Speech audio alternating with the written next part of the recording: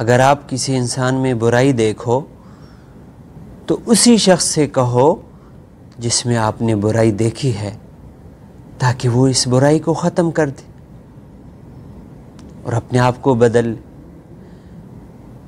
کسی اور سے مت کہنا،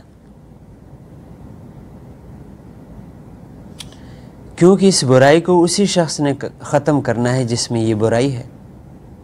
اور لوگوں نے تو اس کو ختم ہی نہیں کرنا۔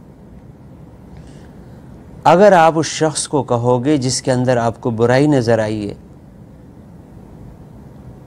تو یہ نصیحت کہلائے گی اور اجر لکھا جائے گا، اور اگر آپ اور لوگوں سے کہو گے تو پھر یہ غیبت کہلائے گی اور آپ کے لیے گناہ لکھا جائے گا۔ ہم ایک دوسرے کے بات کرنے میں بڑے ماہر ہیں بجائے ایک دوسرے سے بات کرنے میں۔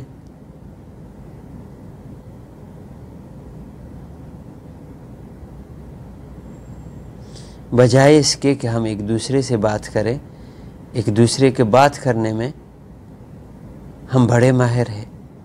لیکن ایک دوسرے سے بات نہیں کرتے۔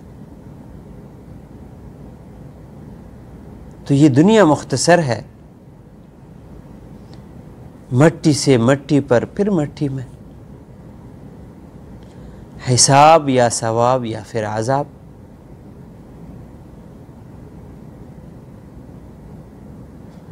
تو ایسے برائیاں اگر آپ کسی شخص میں دیکھو تو ایک تو سب کے سامنے اس کو نہ کہو، اکیلے میں اس کو نصیحت کرو، اکیلے میں اس کو سمجھاؤ، کوئی نہ ہو تب جا کر اس کو سمجھاؤ کہ بھائی آپ میں یہ برائی ہے، آپ اس کو ختم کر دیں، تو وہ آگے سے خوش بھی ہو جائے گا